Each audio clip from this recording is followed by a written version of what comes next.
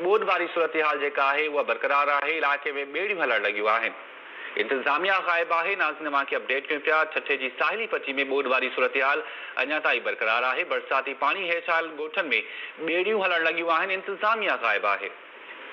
मीरपुर साकरो घोड़ाबारी ऐं केटी बंदर जे केतिरनि ई ॻोठनि में फाथल औरतुनि ऐं ॿारनि खे ॿेड़ियुनि ज़रिए महफ़ूज़ हंधनि ॾांहुं मुंतक़िल करण जो सिलसिलो जारी आहे। इन जा वधीक अपडेट्स मालूम कंदासीं। असां लाइन ते मौजूदु आहे केटीएन न्यूज़ रिपोर्टर महबूब बिरोही। जी महबूब, अपडेट कजो। बरसात खां पोइ अञा ताईं ॿोॾ वारी सूरत हाल बरक़रार आहे। अञा बि जेके ॻोठाणा आहिनि उहे फाथल आहिनि।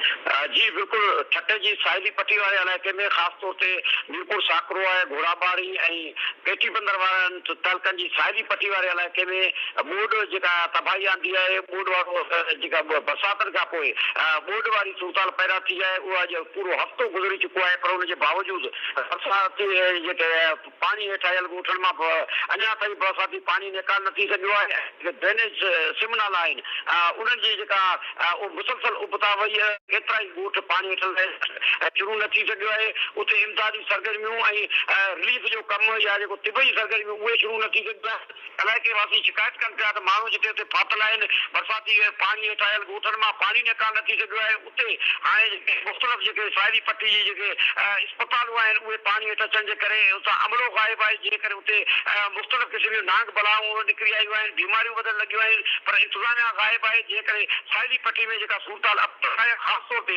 कुझु अहिड़ा इलाइक़ा आहिनि मीरपुर साकरे तर्के जी साहिली पट्टी जा, उते त सूरत हाल अहिड़ी थी वई आहे जो हाणे ॿेड़ियूं हलण लॻियूं आहिनि। उतां जी चूंडियल नुमाइंदा, उतां जी जेका ज़िले इंतज़ामिया, उतां जी मक़ामी इंतज़ामिया, उहे सभई ग़ाइब आहिनि। जंहिं करे माण्हुनि खे सख़्तु मुश्किलातुनि खे मोड़ ॾियणो पियो आहे ऐं साहिली पट्टी मां वॾे पैमाने ते माण्हुनि जी लड़पलाण पंहिंजे मदद पाण त थी रही आहे। जी, वॾी महिरबानी महबूब बिरोही अपडेट करण जे लाइ।